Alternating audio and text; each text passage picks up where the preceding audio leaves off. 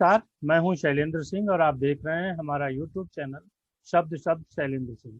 आज हमारे साथ खास मेहमान हैं डॉक्टर सौरभ चंद्रा जी, जो नेत्र रोग विशेषज्ञ हैं, आई सर्जन हैं राजेंद्र नगर हॉस्पिटल लखनऊ में। और उनका एक लंबा अनुभव है नेत्र रोग की उपचार में, साथ ही साथ जो आई सर्जरी का काम होता है उसका भी। आज हमारा जो मकसद है डॉक्टर साहब से बात करने का, वो है फंगस का। आपने सुना होगा कि ब्लैक फंगस कोरोना के बाद बहुत तेजी से लोगों में फैल रहा है और अब उसके तमाम और नए नए प्रकार भी आ रहे हैं।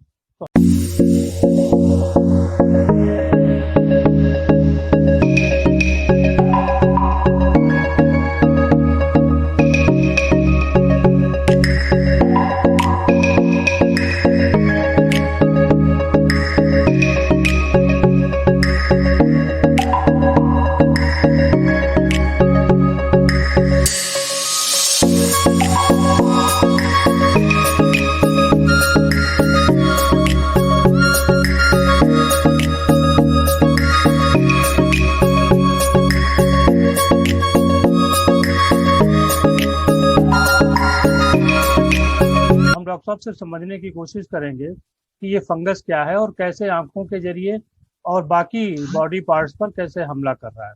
डॉक्टर साहब, बहुत बहुत आपका स्वागत है। नमस्कार, धन्यवाद शैलेंद्र जी, मेरा इतना अच्छा परिचय देने के लिए। डॉक्टर साहब, पहले तो थोड़ा आप और परिचय में कुछ जोड़ दीजिए। लखनऊ से कैसे शुरू किया, केजीएमसी में आपने पढ़ाई की? ठीक कहा शैलेंद्र जी।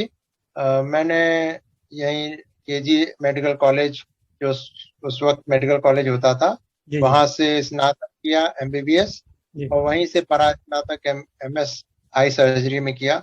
उसके बाद से निरंतर मरीजों की सेवा में जीवन व्यतीत हुआ है पिछले 30 साल का जी, और वो भी जारी है। तो डॉक्टर साहब, ये जो फंगस है ये क्या होता है, थोड़ा समझाइए। और ये आंखों के जरिए फैलता है या बाकी और भी अंगों पे कहीं अटैक करता है? देखिए, फंगस एक सूक्ष्म जीवी है जिसको कि हम केवल माइक्रोस्कोप से देख सकते हैं जी। और जो हमको दिखाई देता है वो उसका असर दिखाई देता है, जो नंगी आंखों से आपको दिखाई देता है। और ये वातावरण में इसके जो बीज या स्पोर्स जिनको कहते हैं, वो सब तरफ फैले रहते हैं। और जहाँ भी ये नमी वाले क्षेत्र होते हैं, जैसे गर्मी और नमी, जैसे एक इंडिया हमारा, भारत हमारा देश है, उसमें ये बहुतायत से रहता है। क्योंकि ये हमारी जो शारीरिक सुरक्षा है, जो कुदरती सुरक्षा है, उसको भेद नहीं पाता। तो जब तक हम स्वस्थ रहते हैं, जब तक हमारी इम्यूनिटी मजबूत रहती है, तब तक ये हमारा नुकसान नहीं कर पाता है।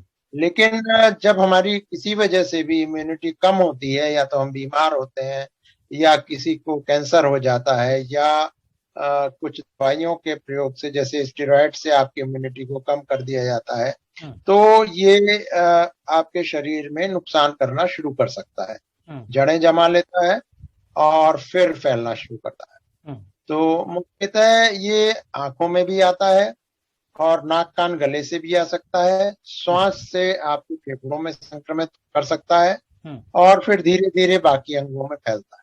अच्छा, क्या डॉक्टर साहब कोई पहले से लक्षण ऐसे हैं कि जिससे इसकी पहचान हो सके कि ये फंगस है और इससे हमको बच के रहना चाहिए?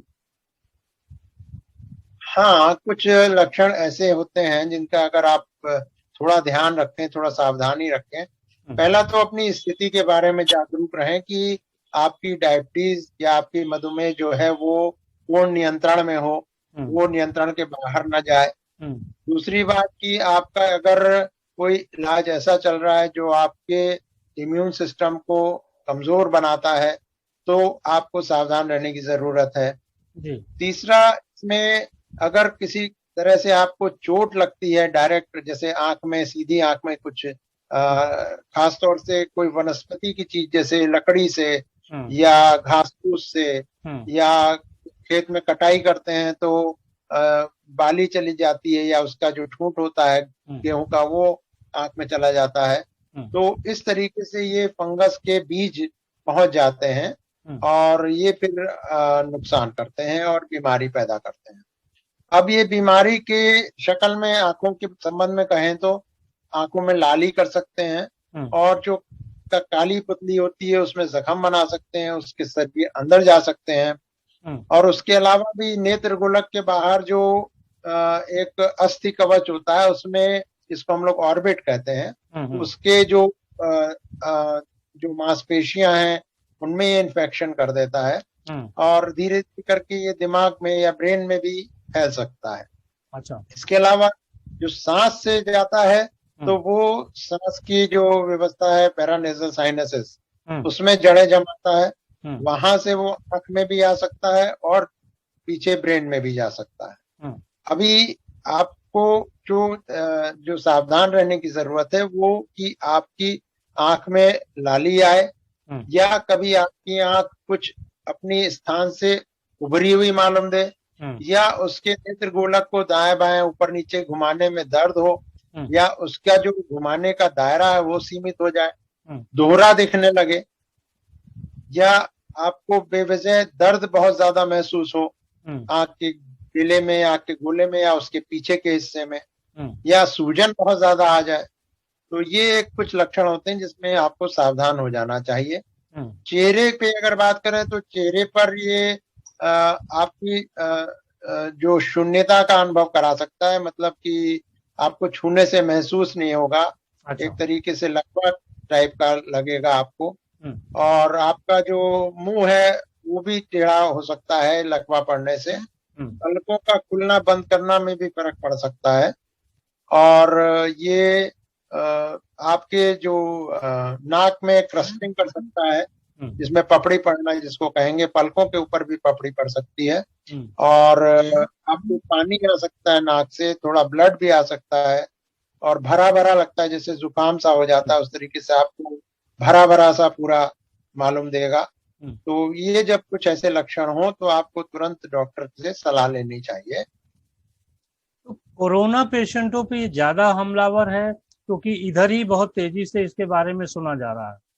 जी शैलेंद्र जी, देखिए इसकी दो वजह है कोरोना में। एक तो कोरोना अपने आप में आपकी इम्यूनिटी को खत्म करता है, ठीक है। दूसरा ये इस बार जो वेव आई है इसमें पहली वेव में जानकारी कुछ कम थी, धीरे धीरे जानकारी बढ़ी कि इसमें स्टेरॉइड बहुत हेल्पफुल होते हैं, मगर ये स्टेरॉइड एक ऐसी चीज है जो दुधारी तलवार है, ये हमारा नुकसान भी करती है और जीवन रक्षक भी है, ये जीवन रक्षा भी करती है। तो कोविड में इसमें चूंकि लोगों को पता था, घर में रह के लोगों ने कुछ डॉक्टरों से पूछ के या बिना डॉक्टर के पूछे इसको स्टेरॉइड को लेना शुरू किया और उसके बाद फिर लेते रहे, बंद नहीं किया। या आप उनकी इस बार की जो कोरोना बीमारी थी वो कुछ इस प्रकार की थी जिसने हमारे इम्यून सिस्टम के साथ कुछ खिलवाड़ किया, उस वजह से इस बार केसेस काफी ये ब्लैक फंगस के देखने को आ रहे हैं। स्टेरॉइड की मात्रा भी कम ज्यादा हुई है। हाँ, मात्रा भी कम ज्यादा, मतलब अधिक से कितनी आवश्यकता है, इसीलिए डॉक्टर के पर्यवेक्षण में लेना बहुत जरूरी है कि डॉक्टर उसको नापता रहता है कि भाई इस वक्त स्टेरॉइड ज्यादा चाहिए, इस वक्त कम करने का समय हो गया। जब आप अपने आप लेते हैं तो आपको पता नहीं होता कब कितना कैसे लेना है, कब शुरू करना और कब खत्म करना। लोगों ने जैसे ही उनका RT-PCR पॉजिटिव आया तुरंत स्टेरॉइड शुरू कर दिया, जो कि एक उचित स्टेप नहीं कहा जा सकता, उचित कदम नहीं कहा जा सकता, जो कि एक गलत हुआ जिसकी वजह से ये परेशानियां हुई। और एक स्टेरॉइड का और साइड इफेक्ट आता है कि ये मधुमेह कर देता है, शुगर कर देता है अगर अनियंत्रित हिसाब से लिया जाए। तो अब 3 फैक्टर हो गए, एक कोरोना ने आपके इम्यून सिस्टम को खराब किया, दूसरा स्टेरॉइड ने इम्यून सिस्टम को आपको दबा के रखा, तीसरा आपने स्टेरॉइड का अनियंत्रित इस्तेमाल से आपको शुगर हो गई जिसका आपको पता भी नहीं चला, क्योंकि आप एक डॉक्टर के संरक्षण में नहीं थे। तो डॉक्टर अगर आपका इलाज करता तो वो शुगर आपका टेस्ट करा लेता समय रहते, वो आपको पता ही नहीं चला।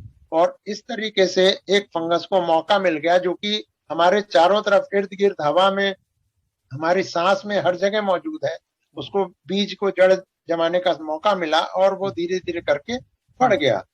एक चीज और बता दें शैलेंद्र जी, ये जो नाम है ब्लैक फंगस, ये फंगस यूजुअली जो देखने में अगर आप देखें या लेबोरेटरी में जो हम लोग ग्रो करते हैं, ये काला नहीं होता, इसका जो काला रंग मालूम देता है वो जिस ऊतक में, हमारे जिस हिस्से में ये अटैक करता है उस हिस्से को ये नष्ट कर देता है। जब नष्ट किया हुआ हिस्सा हम देखते हैं तो वो कालापन लिए, इस वजह से इसका नाम ब्लैक फंगस रखा गया, या पड़ गया जिसको कहते हैं। अभी तो कुछ अखबारों में आ रहा था कि व्हाइट और येलो और अलग अलग कलर्स के भी हैं। हाँ, एक देखिए, इसका जो मुख्य कारक होता है एस्परजिलस होता है, और इसके अलावा और भी कई तरीके के फंगस होते हैं जो कि इसी प्रतिरक्षा प्रणाली के हमारे शून्यता होने से या कमी होने से होते हैं। इसमें एक कैंडिडा नाम से होता है जो कि वाइट दिखाई देता है या वाइट अपने लक्षण छोड़ता है। तो वो वाइट फंगस जैसे अभी मुंह में भी कभी कभी ये छाले नुमा हो जाता है या सफेद सफेद चकत्ते के रूप में हो जाता है, तो ये व्हाइट फंगस की इसको संज्ञा दी गई है। और इसी तरीके से येलो फंगस। तो इसका इलाज डॉक्टर साहब क्या है? देखिए, इसका इलाज बहुत जरूरी ये है कि आप सजग रहें। अगर आपको कोई भी इसमें जो आपके पहले के जो बीमारियां हैं वो अगर हैं, आपको अगर मधुमेह है तो, और आपको अगर कोरोना हुआ है, या आपको स्टेरॉइड दिए गए हैं, या एक चीज और आ रही है कि ऑक्सीजन थेरेपी, उसकी वजह बात करी जा रही है। हालांकि कोई उसकी पुष्टता नहीं है, कोई उसकी पुष्टि नहीं हुई है, लेकिन एक बात कही जा रही है ऑक्सीजन थेरेपी की भी। एक इसमें जिंक और एक इसमें आयरन की भी बात करी जा रही है, लेकिन उनके कोई आधार नहीं है। मतलब अभी कोई उसकी पुष्टि नहीं की गई, अभी सब केवल एक ऑब्जर्वेशन के तहत है। लेकिन जिस चीज की पुष्टि हुई है वो है इम्यूनिटी लेवल होना आपका, शुगर होना आपको, और कोरोना होना। ये 3-4 चीजें अगर आपके पास हैं तो आप अपने प्रारंभिक लक्षणों को बिल्कुल नजरअंदाज ना करें, क्योंकि अगर एक बार इसने जड़ें जमा ली तो इसको खत्म कर पाना बहुत मुश्किल, दुष्कर कार्य हो जाता है। और अगर ये फैल गया तो जो अंग इसके प्रभावित होते हैं, चाहे नाक कान गला में हो चाहे आंख में हो, वो एकदम बेकार हो जाते हैं। उसको काट के निकालने के अलावा कोई उपाय बचता नहीं है, वो मृत हो जाते हैं। तो उनको निकाले बिना नहीं काम चलता, तो चेहरे का विकृतीकरण हो जाता है। और अगर ये जड़ें अच्छी तरह जमा पाया और समय से इलाज ना मिला तो ब्रेन में जाता है, लंग्स में जाता है, और वही हमारे मृत्यु का कारण बनता है। तो इसमें एक इसकी 2-4 दवा हैं जो आज के ज्ञान में हमारे पास उपलब्ध है, जिसमें कि एक आप लोग भी अखबार में पढ़ते होंगे, लाइपोसोमल एम्फेटामिन भी है, और इसके अलावा और कुछ पोसाकोनाजोल, कुछ खाने की और इंजेक्शंस भी हैं जिनकी सहायता से ये नियंत्रण किया जा सकता है। लेकिन इसमें फिर मैं कहूँ कि चूंकि ये अखबारों में आ रहा है, एक मास मीडिया में जन जागरण के तहत आ रहा है, तो इसमें भी लोग ये ना करें कि खुद ही अपने आप ही इलाज करना इसका शुरू कर दे, क्योंकि वो नुकसान करेगा। हमारे शरीर में कुछ ऐसी प्रतिरोधक प्रणाली होती हैं जो कि सूक्ष्म जीवों के द्वारा संचालित की जाती है, जिसको हम कमेंसल कहते हैं, जो कि हमारे शरीर में नाक कान गले में मुंह में रहती हैं, जो कि हम फंगस को ग्रो नहीं करने देती। अगर आप बिना समझे बूझे अपना इलाज खुद करेंगे तो वो प्रतिरोधक प्रणाली आप नष्ट कर लेंगे और आपको फंगस ना होते हुए भी फंगस होगा। तो इसलिए आपको बेहद जरूरी है कि आप चिकित्सक के पास जाएं और उसकी चिकित्सकीय ज्ञान के अनुसार ही काम करें। और ये जो अभी हमारे उत्तर प्रदेश सरकार ने इसको नोटिफाइबल डिजीज घोषित कर दिया है, और इसको हमको सीएमओ के यहाँ बताना जरूरी है। कोई भी इलाज करेगा तो उसकी रिपोर्ट सीएमओ के यहाँ, चीफ मेडिकल ऑफिसर के यहाँ देनी जरूरी है, ताकि सरकार के संज्ञान में रहे कि कितने मरीज हैं, कितनी दवा का प्रबंध करना है, कहाँ प्रबंध करना है, कितने मरीजों का इलाज हमको करना है। उस हिसाब से व्यवस्था, अस्पताल, डॉक्टर का सबका सरकार व्यवस्था करती है। तो इसलिए जरूरी है कि आप बताएं कि आपके पास ये मरीज है और आप इसको सीएमओ को रिपोर्ट करें। तो कहने का मतलब डॉक्टर साहब ये है कि जो ये संक्रमण है, फंगस है, ये वैसे हमारे आसपास रहता था।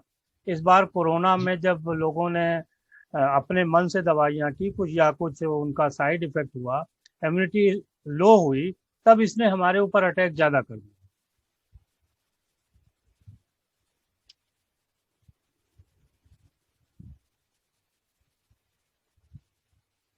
जी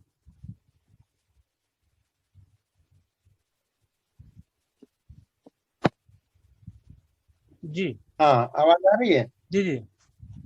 जी हाँ, आप तो कह रहे थे आसपास। जी, ये हमारे आसपास पहले से रहता था, लेकिन इस जी बार चूंकि कोरोना के कारण इम्यूनिटी लो हुई, कुछ दवाइयों का इस्तेमाल ऐसा हो गया जो डॉक्टरों की देख रेख में नहीं था, उस वजह से ये ज़्यादा घातक हो गया।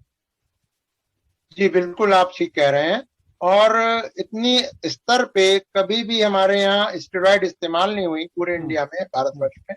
हम्म और इतने स्तर पे कोरोना भी कभी नहीं आई। ये एक अभूतपूर्व स्थिति उत्पन्न हो गई है। हम्म और एक चीज और आपकी जानकारी में दे दूं कि विश्व में हम्म ये भारत देश में ही सबसे ज्यादा इसके जो मरीज हैं वो कोरोना से पहले भी, हम्म 2019 से पहले भी सबसे ज्यादा मरीज इसके भारतवर्ष में ही होते थे। हम्म अब उसके कुछ कारण हो सकते हैं, हम्म लेकिन अमेरिका में और विदेशों में और ब्राजील जैसे जो जिनकी की जलवायु हमारे जैसी है, वहां भी इतने केसेस नहीं होते थे। हम्म लेकिन भारतीय जलवायु हमेशा से इस फंगस के लिए, ब्लैक फंगस के लिए अनुकूल रही है। हम्म क्योंकि इस महामारी से, कोरोना महामारी से पहले भी जो केसेस आते थे उसमें 70% तक केसेस जो है उससे भी अधिक केवल भारतवर्ष में पाए जाते थे। हम्म तो इसका अर्थ ये हुआ कि ये फंगस या इसके बीज हमारे चारों तरफ, हमारे वातावरण में, मिट्टी में, हवा में हमेशा से मौजूद रहे थे। हम्म और अभी कोरोना महामारी में उनको मौका मिल गया हम्म और जड़ें जमाने के लिए। और ये एक अपनी नई बाढ़ की तरह एक नई महामारी लेकर आ गए, हम्म। जिसकी वजह से हमें इतने केसेस देखने को मिल रहे हैं। बहुत शुक्रिया डॉक्टर साहब, आपने बहुत अच्छी जानकारी दी और हमें लगता है सभी सुनने वालों को ये लाभकारी होगी। तो आपका बहुत बहुत शुक्रिया, और सभी साथियों आपका भी बहुत शुक्रिया, आपने समय निकाल के हम लोगों की बातचीत सुनी। धन्यवाद। धन्यवाद।